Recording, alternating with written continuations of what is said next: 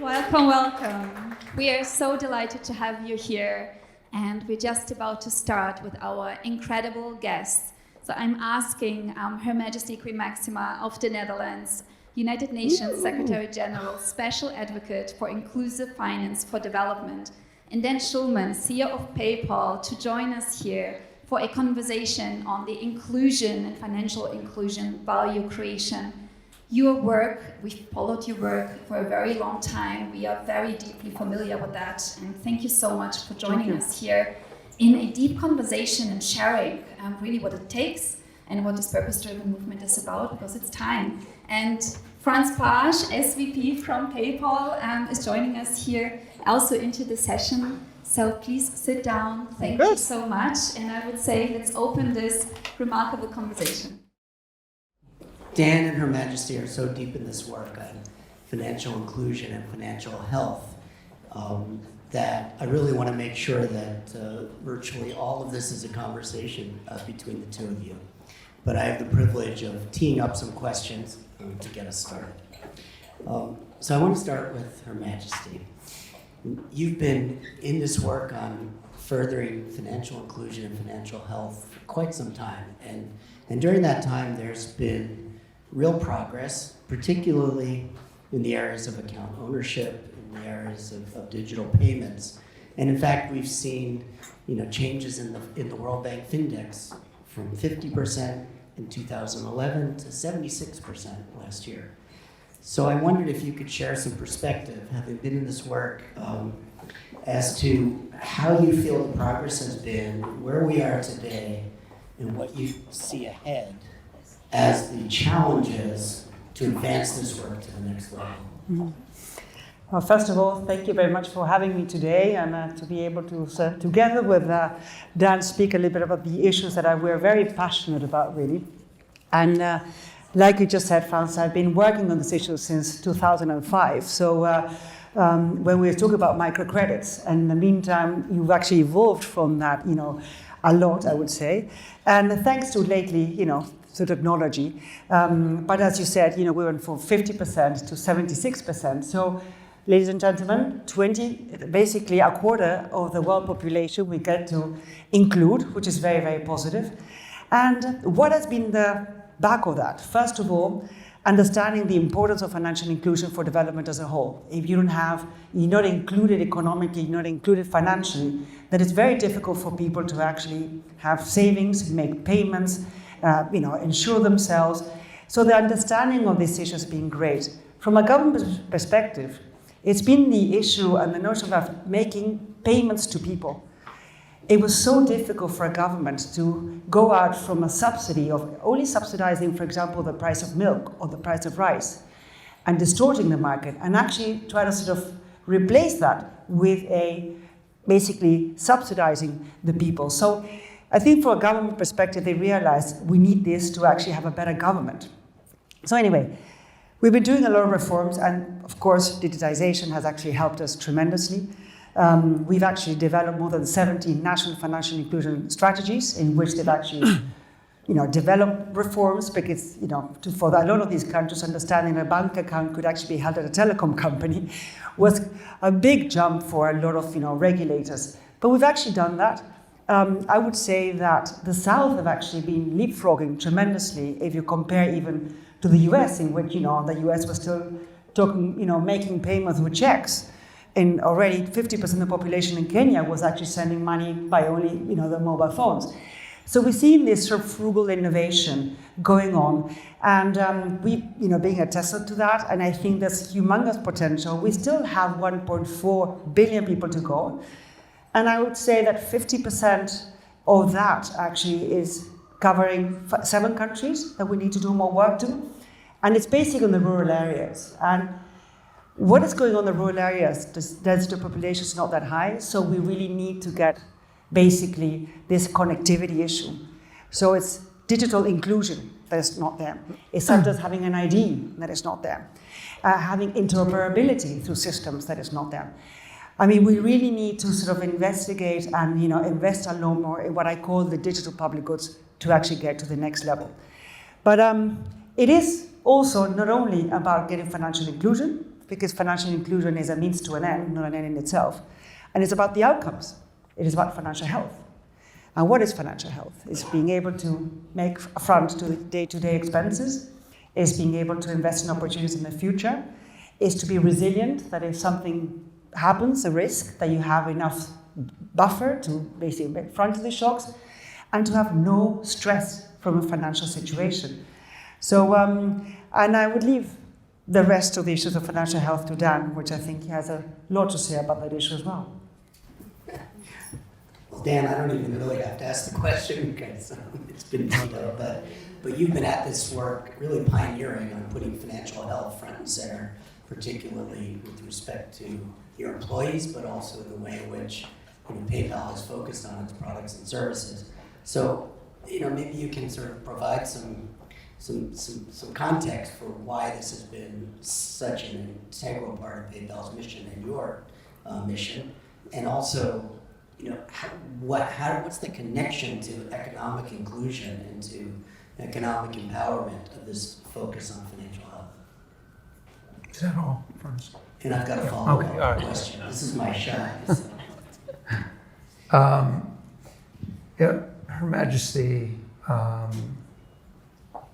has led the world's work on this for a long time, and we've been partners for the last 5 or 6 years in this. But the way that I would frame it for everybody is financial health is kind of the bedrock, I think, of our democracy. It's that important because if somebody is struggling to make ends meet at the end of the month, if they don't believe that their children will have a better life than they do, then they start to, one, think that the American dream is no longer relevant in other parts of the world. It's whatever their dreams may be. But they start to feel that the system is letting them down, that no matter how hard they work, they just can't make ends meet. As Her Majesty said, they're financially stressed. That's all they think about. They're trying to figure out how to juggle and pay bills. And they tend to move to either the left or to the right. And so many of the problems we're seeing in our world right now is a divisiveness in government and in our populations. And my favorite quote about democracy is that democracy needs to be more than 2 wolves and 1 lamb voting on what to have for dinner. So think about that for a second. And what it basically means is that democracy relies on us rising above our own self-interest. And when we are so focused on what we need to do just to survive, then anyone else who's getting in the way of that is other. And other is anathema to what we need to get done. And so this idea about driving financial inclusion and driving financial health and using technology and other methodologies, all of the digital tools that Her Majesty just mentioned, is essential. It is not just about lower income level populations in the world. Her Majesty mentions almost 1.5 billion. I would posit that they're double that amount that are underserved by the financial system. Absolutely. It's probably half the world. In the US, 2/3 of our country, and this is the US, struggles to make ends meet. And so this is an issue of our day that is, I can't think of anything more important, and it's why we're so passionate about it and care so much about it. Let me ask a follow-up, if I may. There are a lot of leaders in the room here who are leading organizations, companies. For people who want to really get a running start on their own focus on financial health and what they can do, where would you advise people to get started? Well, there's a ton of talk about inclusive capitalism. I've given 27 speeches on in the last 2 days or something. But here's the thing about inclusive capitalism. It just means that those of us who run businesses, CEOs of businesses who need to think about what is our role in the world? Like, how do we think about more than maximizing our profit next quarter? How do we think about our purpose? How do we think about a set of values? And how do we satisfy numerous constituencies, including shareholders, not excluding, including shareholders? Because I firmly believe that profit and purpose are intertwined together, that it's really a matter of time frame. If you want to maximize shareholder value over the medium and long term, you need to have a purpose as a company, and you need to have, and that purpose attracts the very best employees, and the very best employees are the single biggest competitive advantage that any company has. And so my view is my number one constituency that I have to serve, that I control completely, by the way, is my employees. And when I say control, I control their financial health, right? And you need to measure their financial health. And you can't do it on like, what's the minimum wage? Because minimum wage may be great in one part of the world, but terrible in another part of the world. It just isn't sufficient to cover somebody's living expenses. And, you know, we created a metric called net disposable income. How much money does an employee have left over after they paid their taxes and essential living expenses? And here's why I say capitalism needs an upgrade and why I think it's broken in some cases. For a big chunk of the population, the market forces do not work. Like PayPal pays at or above market in every market we are across the world. We're a tech company, massively profitable. We can afford to go and do that. And for 50% of our population, 50%, their NDI is between 4 and 6%. So they are constantly stressed, and they have high churn. And so basically we worked with Her Majesty, with NGOs, with academia, and came up with a target, which is NDI needs to be at least 20% for somebody to have financial health, to not be stressed. And therefore we as a company needed to invest hundreds of millions of dollars. We slashed the cost of healthcare benefits by almost 70%. We gave everybody in the company equity. We raised rates. We wrapped it all in a financial education program because it's the first time people could really save and had equity. And today, we're between 15 and 18% NDI. But I feel like, and that's made all the world difference for our employees. I feel like every CEO needs to measure the financial health of their employees and then take the actions that make sense. But that return on investment in your employees, I think, is way higher than you'll get from a marketing campaign or something else like that. I want to come back to Her Majesty now. You and Dan have been on this journey a long time on focusing on inclusive economies and on the role of financial health. But we're in a new moment now, globally, and you go all over the world and you have a real perspective on what's happening in the world today. And I wondered if you'd share some reflections on why now is it more important than ever to put financial health at the top of the agenda? Why now? I think I've been saying this for the last 10 years. You've actually been seeing trends of, financially stressed people for a long time. I'll tell you a little example. My country, the Netherlands, we have basically free insurance, health insurance for people. So a different situation probably than the States. But still, we're 17 million people, and we have 1.2 million households having some kind of financial stress, 650,000 households having problematic debts. It takes them 5 years to ask for help when they're in debt, instead of actually immediately asking for help. There are a lot of instances trying to help you, but basically the shame is such they don't ask for help. So trying to make this thing speakable, to talk about it, this issue of a good of actually being financially not stressed is something we need to talk about since a long time. Now we're 2022, we're having inflation and increase in energy prices that are really, from the 1.4 million households, I think we're going to go to 3 million households. And that's only in the Netherlands, and we're doing quite a lot of things to actually reduce energy prices and other issues and sort of help them buffer a little bit the shock. But this is going to be even more important. So this volatility is that is actually going up. So therefore, we need to pay much more attention to financial health on people. Another very big issue is climate change risks. In the Netherlands, with amazing infrastructure on coastal protection and with the water systems. In the US, we just were in Texas to see what actually has been going on with the latest storms there. And in the world, we're going to have more and more climate change risks. So how do we prepare people to actually have buffers in case of climate change?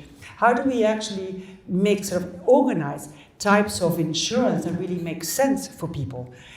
How do we measure risk in the future? We need to think about these very big issues. So not only from a household perspective in terms of financial health, but also globally, macroeconomically, what are the new risks that are actually coming up, and how do we price them, and how do we really help households come across this?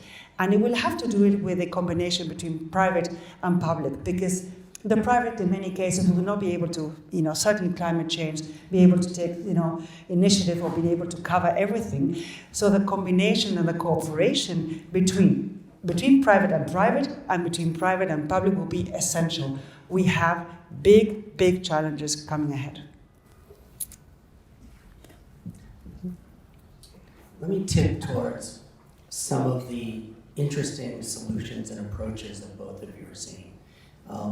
We often talk about innovation and responsible innovation, and the power of partnerships and collaboration. And I'd like to start to ask this question of both of you as to what you're seeing in the area of innovation and in partnerships and collaborations that give you particular hope that there are some interesting next steps coming. Maybe we can start with you, Dan, and then I'll turn it back to Her Majesty.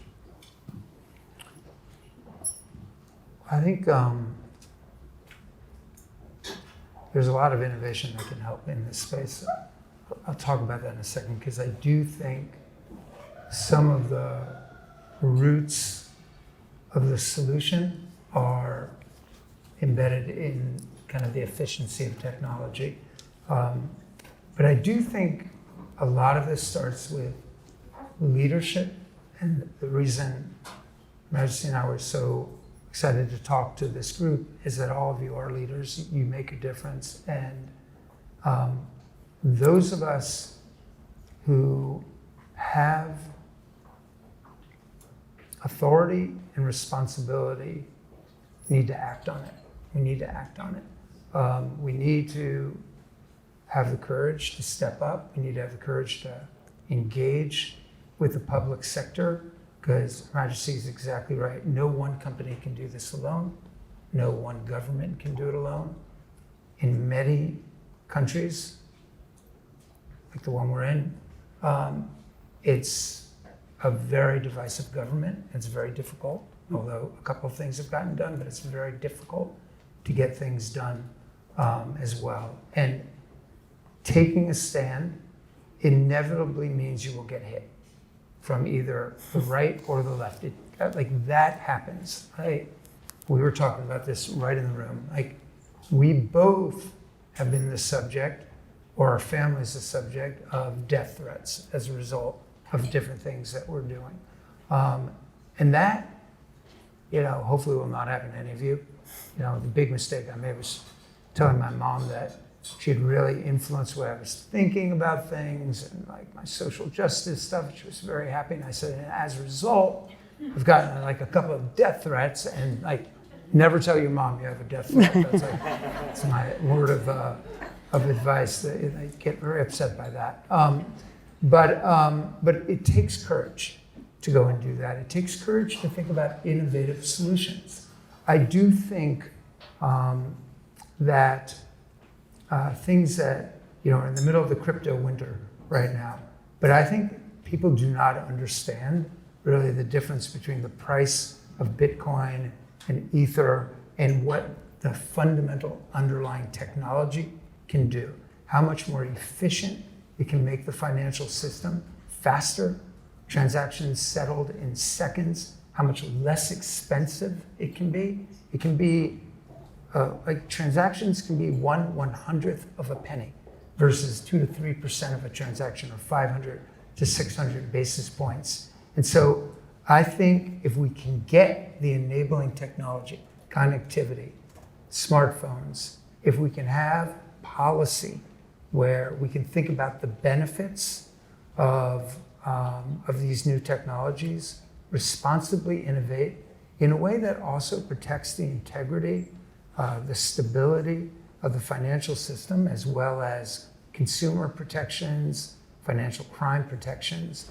But we should not underestimate how radical the changes in technology will be and how much we can take down the cost of transactions and increase the inclusiveness of the system. When I call my mom, I speak about the weather. Smart. No, but seriously, I mean, yeah, well, we have to innovate. And I think first of all, the example that Dan made, and I think you're an example, the way you've actually dealt with this issue, looking into their employees, how good are they faring, what can I do to make a difference? We had a conference and I did the same thing with a lot of CEOs in the Netherlands, and Dan spoke virtually, and I tell you, it was a great inspiration. And there are many other companies doing the same thing. So I know that MasterCard did something similar. So I think we have some leaders that lead by example, and it's actually up to you to actually follow suit. But not only your employee side, think about when you give your service. Certainly when you're a financial service provider. Think about, am I making my client better off? It's not a question of not only doing no harm. Am I helping him to increase his buffer in case of eventuality? Am I helping him manage his cash flow better? Am I helping him, actually even worse, to actually with one credit card to get it from another sort of credit to sort of, what am I doing, and do I have enough knowledge about my client, and am I really helping? It's a service. The word service comes from making somebody a service, not making you worse. So I think we're seeing a lot of banks trying to sort of understand how to basically design products in a completely different manner. And yes, they are, because the first movers are having a tough time, sometimes not being understood by regulators, not being understood by the privacy laws as well, because sometimes you have to go around the privacy laws issues, but it's worth it. And I think we have to make a sort of an association of people that are actually sort of, like-minded to really push this agenda forward, because there's no other way. We don't think it from another perspective, we're not going to make a change in this. And in that sense, we need people that are leaders and that can actually move. And yes, work together with the public sector, but also academia that can actually tell the stories and actually sort of evaluate and see the impact this is actually having. Because if we have financially healthy populations, I tell you one thing, we can have financial stability. So therefore, regulatory frameworks will become, I would say, in some way sort of irrelevant. So let us think it this way. Financial stability will only come by we have financially healthy individuals. Let me ask you a follow-up on some of your global perspective, because I know you've seen innovative work in other parts of the world, and you've been a connector of sharing ideas, across borders. And I wondered if you could just share a few reflections on some of what you've seen globally, where you think there's real progress being made. And then I'm going to open it up to questions. So I'm giving you fair warning. And if no one has a question, I'm just going to call on some people. Okay. No, well, many. I mean, in Australia, basically, they define financial inclusion as having financial health. And you've basically seen amazing leaders in Australia and New Zealand of basically banks looking at the needs of the clients and coming up with completely different saving schemes. Or saving a little piece every day, Or, for example, looking what are the biggest spending moments, the cash outflows for families, and being very mindful about sort of, coming up with saving mechanisms so that, when the moment that they have to have this big expenditure, they don't have to get indebted by it. So looking at the cash flows of families has been, so I can mention a lot more the same thing about being much more mindful on insurance products. In terms of, how do we try to get insurance together with a subsidy part on the public sector, in which the public sector used to do it all alone, and try to see how to define the risks. I mean, we've actually seen a humongous amount of examples. The thing is, it's all very local. And what it needs is basically to see per community or per country, what are the needs exactly? And have a good data management. That's one thing that I actually really try to advocate. Without measuring financial health, without doing that, you do not know exactly what are the issues in a particular country, in a particular community. For example, we were studying this in the Findex, one of the numbers you just mentioned. And it was very funny. In Sub-Saharan Africa, of course, they have a lot of problems with financial health. But in Eastern Africa, the big issues was trying to pay school fees. Whilst on the western side of Africa was actually health issues. So we start looking, okay, that's a number one big worry on financial stress of people. How would you design then the product? So I think it's about sort of studying your clients and studying what really makes them worry and what are the moments of the year that actually get into trouble. So it has to be local, but you have to do your research and you have to have data. Okay, we have a few minutes for questions. Do we need to share a mic or maybe just, okay. First question right here. Maybe, I don't know if we have a mic to distribute or maybe just speak up. You can have mine. We'll share.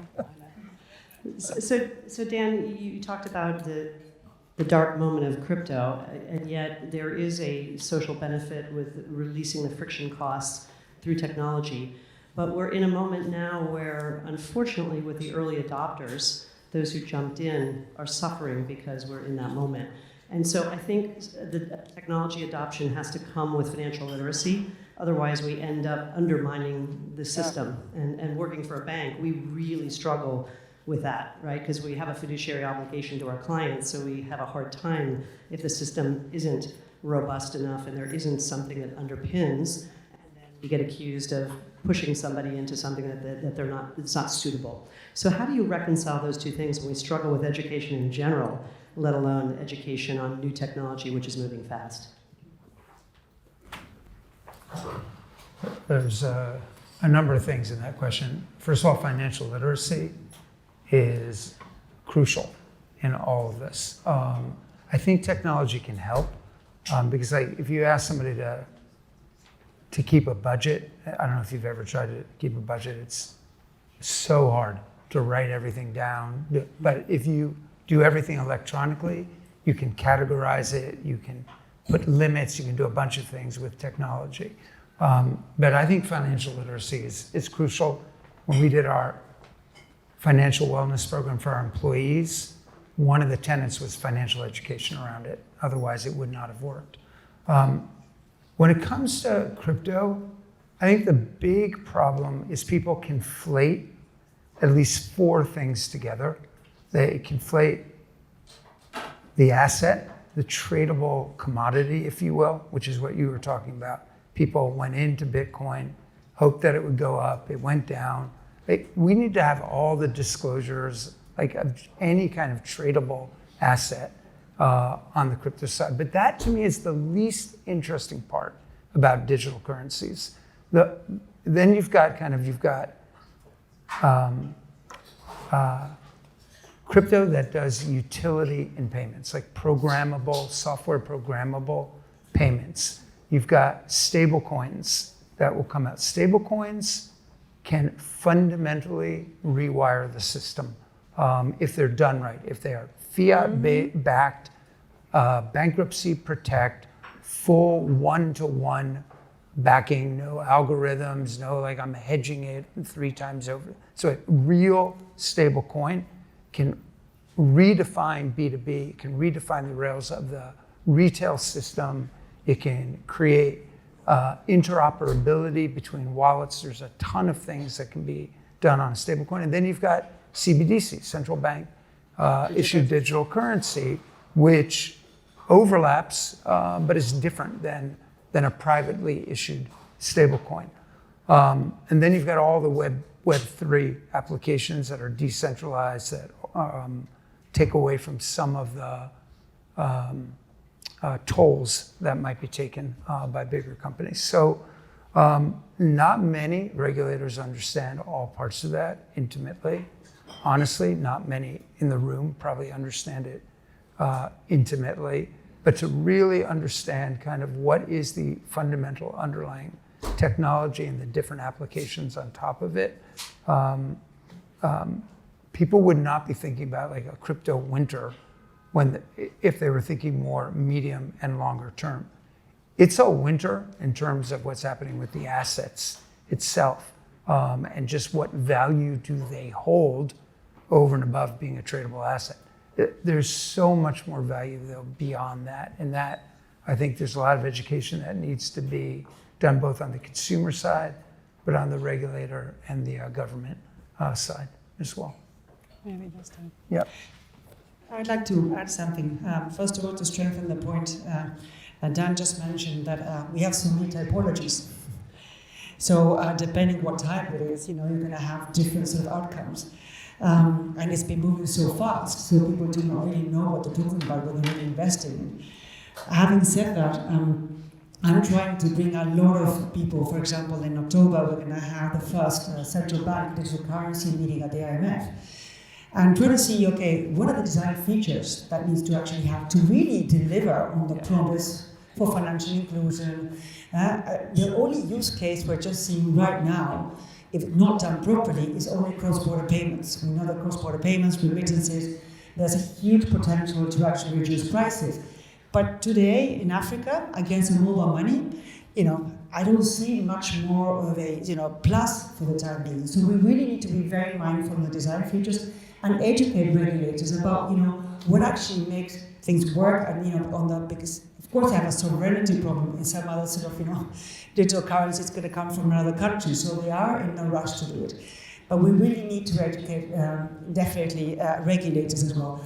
And when they do that, they will be able to regulate the space and the market as well. So trying to inform citizens and try to separate what type of stick, because they all want to put it in one bag. So I think that's one of the big mistakes that are actually happening in the late couple of years. We have one question in the third row. Thank you. I'm trying to see if I can see you. Thank you both for a fantastic insight. Hillebrand Jorgensen, I educate board of directors on all of the issues we're talking about. And Your Majesty, I was very interested when you said climate change, how that will affect. Because if we see, you talk California, and we see heat waves, we say droughts, we say a lot of things, which perhaps will make some business owners say, should we move to another place? And therefore leaving the employees where they are, and even worse. So how do we get to a situation where we take that responsibility as leaders and say, we don't just leave our employees and go to a cooler place to do our business? Well, first of all, I think there is a very big intersection between financial health and being able to be resilient. Right? So taking a long-term view and looking what the risks are or what you're actually setting. And in the end of the day, for many companies, your number one asset is your people. You just do not leave them. So you will have to think in a long-term perspective, what type of new risks am I having, and how can I adapt to that and make them also more resilient? I mean, building resilient systems will be the core issue going forward. And that has a big, part of the financial health issue, but also the way you organize your own company, that your company is actually resilient. I will tell you that I will not know exactly per company what will be the issue that needs to be, but the fact that you have to look at that and look at that into your costs. How do you look at those risks? How do you evaluate those risks?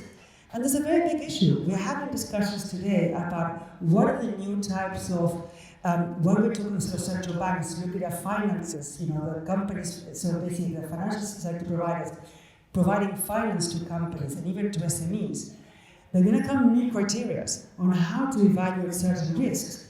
And we need to sort of be mindful that not a lot of companies can, adapt so quickly. So we're going to have a big, I would say, change of financing to companies coming forward. So how do we evaluate assets going forward when you have sort of water basins? So it's going to be something we're going to have to all adapt our thinking of. And this is, as we talk, it's ongoing. So in case of you sort of speaking to your board members, we have to get updated in what the new valuations of risk are going to be like. Do you want to add something?